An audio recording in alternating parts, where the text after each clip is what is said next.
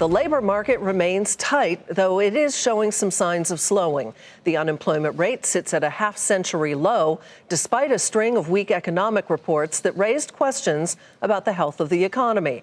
That offered some relief for investors, and stocks took off. The Dow Jones Industrial Average rose 372 points to 26,573. The Nasdaq added 110, and the S&P 500 was up 41. But the solid hiring in September came at a slower pace, and it was a little less than what economists had expected. Steve Liesman takes a closer look at America's employment picture.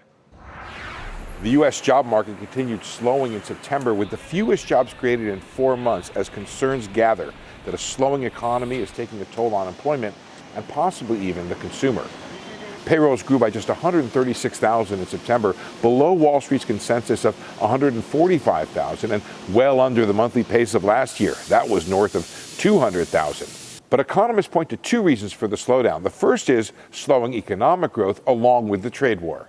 We have seen a significant slowdown over the last year, and I think the weakness is more related to trade and also some of the softness we saw in spending on services over the summer.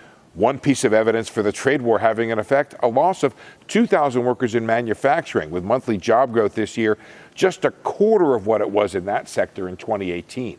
Elsewhere, the government added 22,000 workers, highlighting that private sector job growth was really quite weak. Leisure and hospitality added 21,000, but retailers shed 11,000 workers. Economists point to a second reason why job growth is slow. With the unemployment rate falling in September to 3.5%, a 50-year low, it's just become tough to find workers. Well, I think the most important thing to recognize here is the limits to growth. I mean, it's great to see an unemployment rate at 3.5%, the lowest since 1969.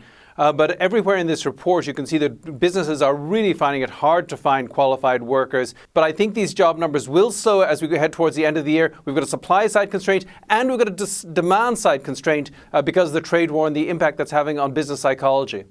Many economists share the outlook that job growth will slow further in coming months. That would be bad news for the economy. A strong consumer, buoyed by a plentiful job market, has held up U.S. growth so far this year.